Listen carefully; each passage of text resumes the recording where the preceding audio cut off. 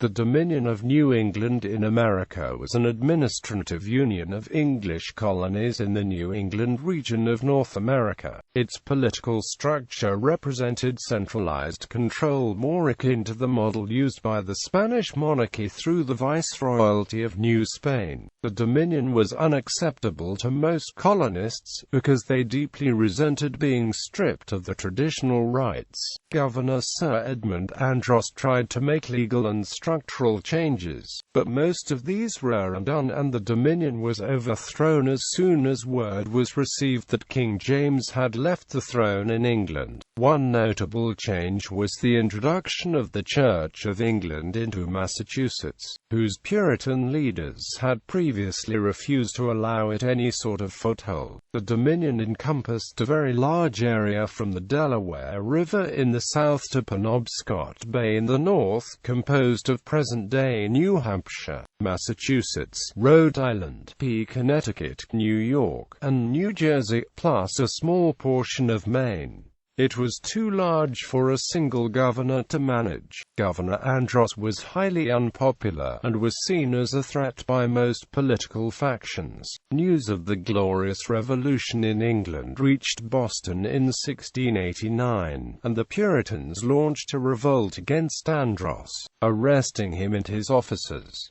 Leisler's rebellion in New York City deposed the Dominion's Lieutenant Governor Francis Nicholson. After these events, the colonies that had been assembled into the Dominion reverted to the previous forms of government, although some governed formally without a charter. New charters were eventually issued by the new joint rulers King William III and Queen Mary II.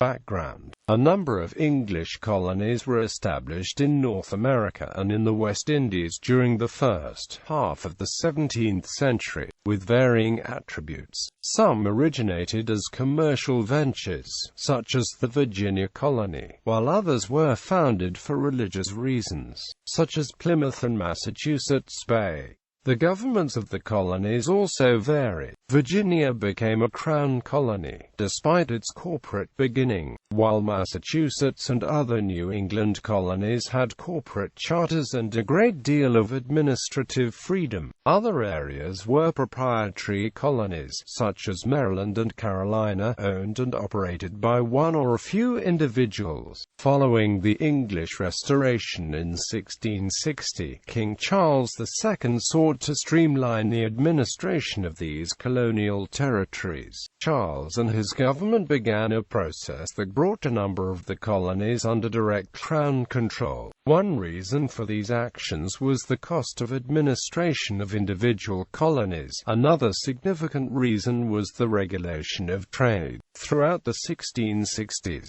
the English Parliament passed a number of laws to regulate the trade of the colonies, collectively called the Navigation Acts. These laws were resisted, particularly in the New England colonies, which had established significant trading networks with other English colonies and with other European countries and their colonies, especially Spain and the Dutch Republic. The laws outlawed some existing New England practices, in effect turning merchants into smugglers, and the payment of additional duties would have significantly increased the shipping costs. Some of the New England colonies presented specific problems for the king, and combining those colonies into a single administrative entity was seen as a way to resolve those problems. The Plymouth colony had never been formally chartered, and a New Haven colony had sheltered two of the regicides of Charles I, the king's father. The territory of Maine was disputed by competing grantees and by Massachusetts, and New Hampshire was a very small, recently established crown colony. Massachusetts had a long history of virtually theocratic rule, in addition to the widespread resistance to the Navigation Acts, and they exhibited little tolerance for non-Puritans, including supporters of the Church of England. Charles II repeatedly sought to change the Massachusetts government, but they resisted all substantive attempts at reform. In 1683, legal proceedings kings began to vacate the Massachusetts Charter. It was formally annulled in June 1684. The primary motivation in London was not to attain efficiency in administration, but to guarantee that the purpose of the colonies was to make England richer. England's desire for colonies that produced agricultural staples worked well for the southern colonies, which produced tobacco, rice, and indigo, but not so well for New England due to the geology of the region. Lacking a suitable staple, the New Englanders engaged in trade and became successful competitors to English merchants. They were now starting to develop workshops that threatened to deprive England of its lucrative colonial market for manufactured articles, textiles, leather goods, and ironware. The plan, therefore, was to establish a uniform, all-powerful government over the northern colonies so that the people would be diverted away from manufacturing and foreign trade establishment. Following the revocation of the Massachusetts Charter, Charles II and the Lords of Trade moved forward with plans to establish a unified administration over at least some of the New England colonies. The specific objectives of the Dominion included the regulation of trade, reformation of land title practices to conform more to English methods and practices, coordination on matters of defense, and a streamlining of the administration into fewer centers. The Dominion initially comprised the territories of the Massachusetts Bay Colony, the Plymouth Colony, the province of New Hampshire, the province of Maine, and the Narragansett Country. Charles II had chosen Colonel Percy Kirk to govern the Dominion, but Charles died before the commission was approved. King James II approved Kirk's commission in 1685, but Kirk came under harsh criticism for his role in putting down Monmouth's rebellion, and his commission was withdrawn. A provisional commission was issued on October 8, 1685, to Massachusetts Bay native Joseph Dudley as president of the Council of New England. Due to delays in developing the commission for Kirk's intended successor Sir Edmund Andros, Dudley's limited commission specified that he would rule with an appointed council and no representative legislature. The councillors named as members of this body included a cross-section of politically moderate men from the old colonial governments. Edward Randolph had served as the Crown agent investigating affairs in New England, and he was appointed to the council as well. Randolph was also commissioned with a long list of other posts, including Secretary of the Dominion, Collector of Customs, and Deputy Postmaster. Dudley Administration. Dudley's charter arrived in Boston in May 14, 1686, and he formally took charge of Massachusetts on May 25. His rule did not begin auspiciously, since a number of Massachusetts magistrates refused to serve who had been named to his council. According to Edward Randolph, the Puritan magistrates were of opinion that God would never suffer me to land again in this country, and thereupon began in a most arbitrary manner to assert the power higher than at any time before. Elections of colonial military officers were also compromised when many of them refused to serve. Dudley made a number of judicial appointments, generally favoring the political moderates who had supported accommodation of the king's wishes in the battle over the old charter. Dudley was significantly hampered by the inability to raise revenues in the Dominion. His commission did not allow the introduction of new revenue laws, and the Massachusetts government had repealed all such laws in 1683, anticipating the loss of the charter. Furthermore, many refused to pay the few remaining taxes on the grounds that they had been enacted by the old government and were thus invalid. Attempts by Dudley and Randolph were largely unsuccessful at introducing the Church of England due to a lack of funding, but were also hampered by the perceived political danger of imposing on the existing churches for their use.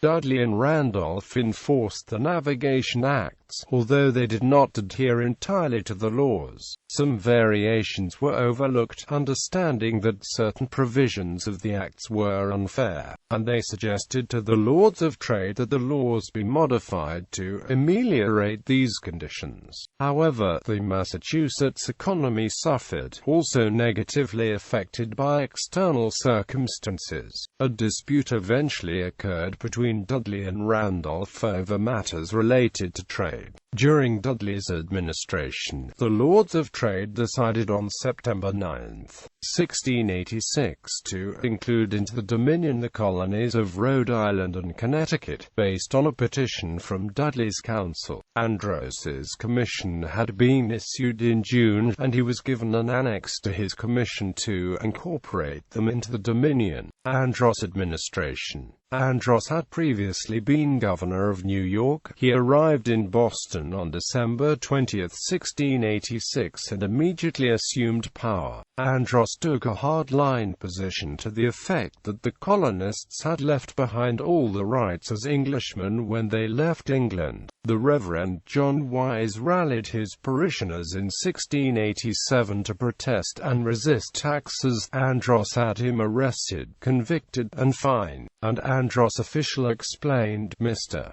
Wise, you have no more privileges left you than not to be sold for slaves." His commission called for governance by himself, again with the council. The initial composition of the council included representatives from each of the colonies which the Dominion absorbed, but the council's quorums were dominated by representatives from Massachusetts and Plymouth because of the inconvenience of travel and the fact that travel costs were not reimbursed.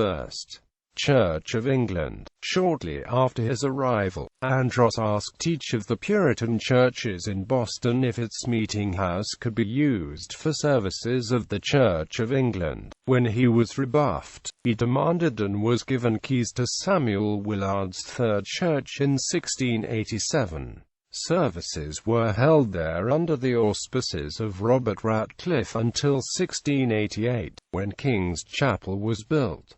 Revenue laws. After Andros' arrival, the council began a long process of harmonizing laws throughout the Dominion to conform more closely to English laws. This work was so time-consuming that Andros issued a proclamation in March 1687 stating that pre-existing laws would remain in effect until they were revised. Massachusetts had no pre-existing tax laws, so a scheme of taxation was developed that would apply to the entire Dominion, developed by a committee of landowners. The first proposal derived its revenues from import duties, principally alcohol. After much debate, a different proposal was abruptly proposed and adopted, in essence reviving previous Massachusetts tax laws. These laws had been unpopular with farmers who felt that the taxes were too high on livestock. In order to bring in immediate revenue, Andros also received approval to increase the import duties on alcohol. The first attempts to enforce the revenue laws were met by stiff resistance from a number of Massachusetts communities. Several towns refused to choose commissioners to assess the town population and estates, and officials from a number of them were consequently arrested and brought to Boston. Some were fined and released, while others were imprisoned until they promised to perform their duties. The leaders of Ipswich had been most vocal in their opposition to the law. They were tried and convicted of misdemeanor offenses. The other provinces did not resist the imposition of the new law, even though the rates were higher than they had been under the previous colonial administration, at least in Rhode Island. Plymouth's relatively poor landowners were hard hit because of the high rates on livestock. The Andros taxes were lower in Massachusetts than those of its previous administration and of the administrations that followed. However, its colonists grumbled more about those imposed by Andros. Town meeting laws. One consequence of the tax protest was that Andros sought to restrict town meetings, since these were aware that protest had begun. He, therefore, introduced a law that limited meetings to a single annual meeting, solely for the purpose of electing officials, and explicitly banning meetings at other times for any reason.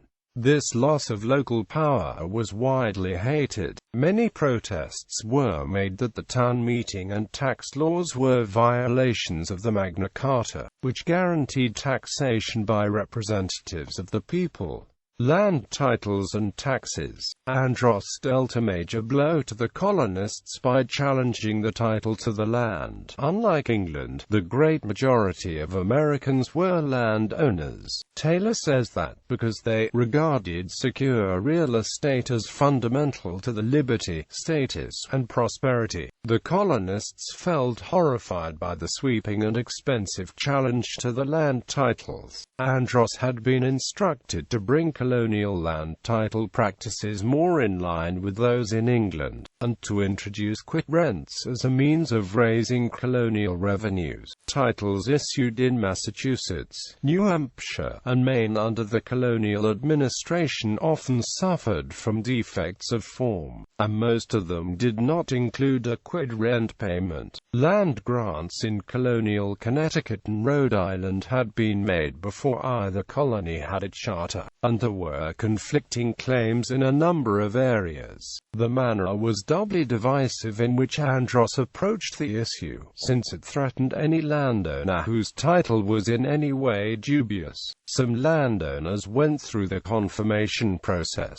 but many refused, since they did not want to face the possibility of losing the land, and they viewed the process as a thinly veiled land grab. The Puritans of Plymouth and Massachusetts Bay were among the latter, some of whom had extensive land holdings. All of the existing land titles in Massachusetts had been granted under the now vacated colonial charter in Estlands. Andros declared them to be void, and required landowners to recertify their ownership, paying fees to the Dominion and becoming subject to the charge of a quit rent. Andros attempted to compel the certification of ownership by issuing writs of intrusion, but large landowners who owned many parcels contested these individually, rather than recertifying all of the lands. The number was small of new titles issued during the Andros regime. 200 applications were made, but only about 20 of those were approved. Connecticut Charter. Andros' commission included Connecticut, and he asked Connecticut Governor Robert Treat to surrender the colonial charter not long after his arrival in Boston. Connecticut officials formally acknowledged Andros' authority, unlike Rhode Island, whose officials acceded to the Dominion but, in fact, did little to assist him. Connecticut continued to run the government according to the charter, holding quarterly meetings of the legislature and electing colony-wide officials, while Treat and Andros negotiated over the surrender of the charter. In October 1687, Andros finally decided to travel to Connecticut to personally see to the matter. He arrived in Hartford on October 31st, accompanied by an honor guard, and met that evening with the colonial leadership. According to legend, the charter was laid out on the table for all to see. During this meeting, the lights in the room unexpectedly went out, and, when they were relit, the charter had disappeared. It was said to have been hidden in a nearby oak tree so that a search of nearby buildings could not locate the document. Whatever the truth of the legend, Connecticut records show that its government formally surrendered its seals and ceased operation that day. Andros then traveled throughout the colony, making judicial and other appointments, before returning to Boston. On December 29, 1687, the Dominion Council formally extended its laws over Connecticut, completing the assimilation of the New England colonies.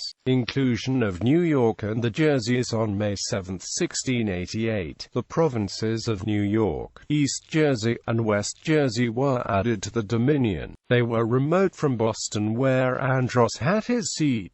New York and the Jerseys were run by Lieutenant Governor Francis Nicholson from New York City. Nicholson was an Army captain and protégé of Colonial Secretary William Blathwayt, who came to Boston in early 1687 as part of Andros' honor guard, and had been promoted to his council. During the summer of 1688, Andros traveled first to New York and then to the Jerseys to establish his commission. Dominion governance of the Jerseys was complicated by the fact that the proprietors' charters had been revoked, yet they had retained the property and petitioned Andros for what were traditional manorial rights. The Dominion period in the Jerseys was relatively uneventful because of the distance from the power centers and the unexpected end of the Dominion. In 1689, Indian diplomacy. In 1687, Governor of New France Jacques René de Brizzy de Denonville, Marquis de Denonville, launched an attack against Seneca villages in what is now western New York.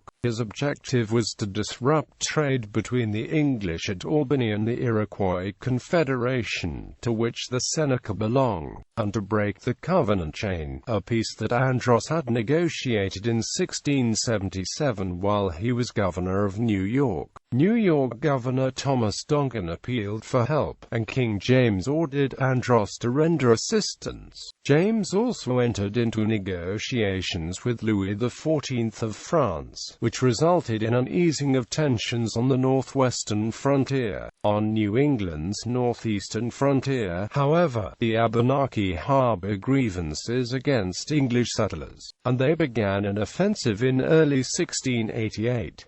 Andros made an expedition into Maine early in the year, in which he raided a number of Indian settlements.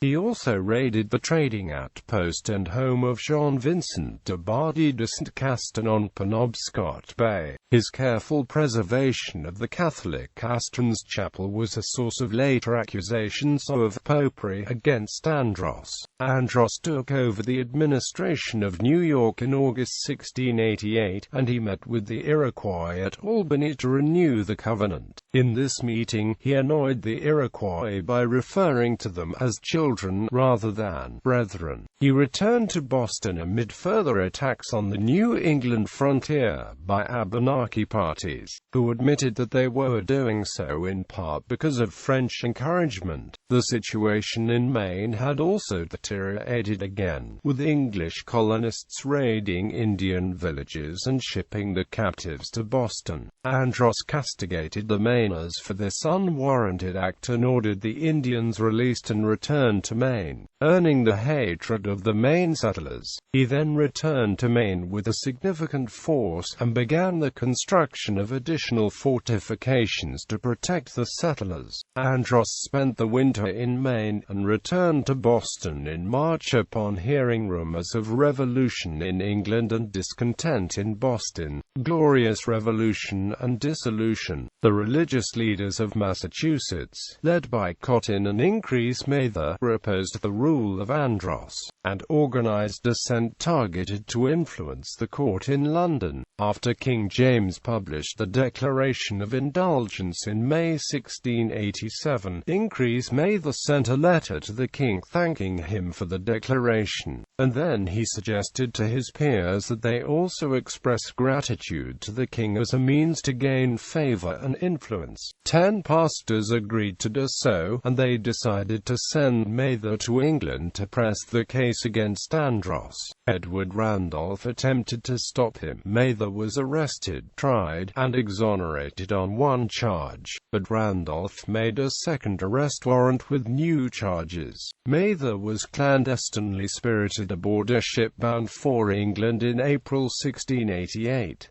He and other Massachusetts agents were well received by James, who promised in October 1688 that the colony's concerns would be addressed. However, the events of the Glorious Revolution took over, and by December James had been deposed by William and Mary. The Massachusetts agents then petitioned the new monarchs and the Lords of Trade for restoration of the old Massachusetts Charter. Mather furthermore convinced the Lords of of Trade to delay notifying Andros of the revolution. He had already dispatched a letter to previous colonial governor Simon Bradstreet containing news that a report stated that the charter had been illegally annulled, and that the magistrates should prepare the minds of the people for a change. News of the revolution apparently reached some individuals as early as late March, and Bradstreet is one of several possible organizers of the mob that formed in Boston in April 18, 1689. He and other pre-Dominion magistrates and some members of Andros' council addressed an open letter to Andros on that day calling for his surrender in order to quiet the mob.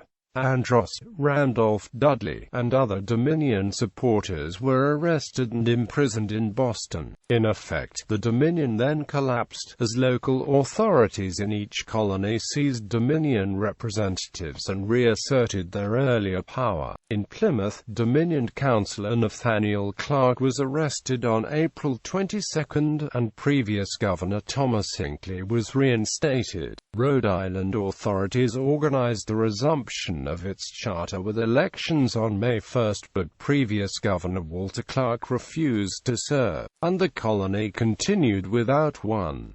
In Connecticut, the earlier government was also rapidly readopted. New Hampshire was temporarily left without formal government, and came under de facto rule by Massachusetts Governor Simon Bradstreet. News of the Boston Revolt reached New York by April 26, but Lieutenant Governor Nicholson did not take any immediate action. Andros managed during his captivity to have a message sent to Nicholson. Nicholson received the request for assistance in mid-May, but he was unable to take any effective action due to rising tensions in New York, combined with the fact that most of Nicholson's troops had been sent to Maine. At the end of May, Nicholson was overthrown by local colonists supported by the militia in Leisler's rebellion, and he fled to England. Leisler governed New York until 1691, when King William commissioned Colonel Henry Sloughter as its governor. Sloughter had Leisler tried on charges of high treason. He was convicted in a trial presided over by Joseph Dudley and then executed. Massachusetts and Plymouth. The dissolution of the Dominion presented legal problems for both Massachusetts and Plymouth. Plymouth never had a royal charter, and that of Massachusetts had been legally vacated. As a result, the restored governments lacked legal foundations for their existence, an issue that the political opponents of the leadership made it a point to raise. This was particularly problematic in Massachusetts, whose long frontier with New France saw its defenders recalled in the aftermath of the revolt, and was exposed to French and Indian raids after the outbreak of King William's War in 1689.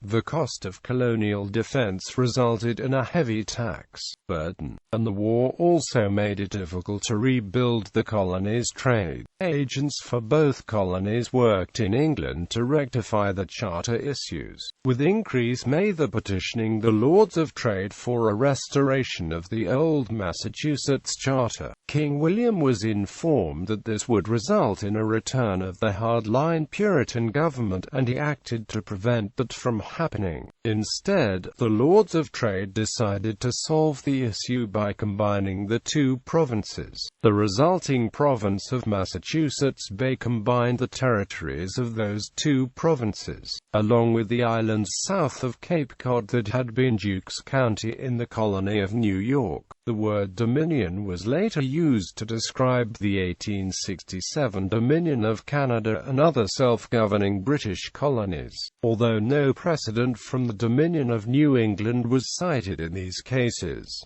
Administrators of the Dominion of New England in America.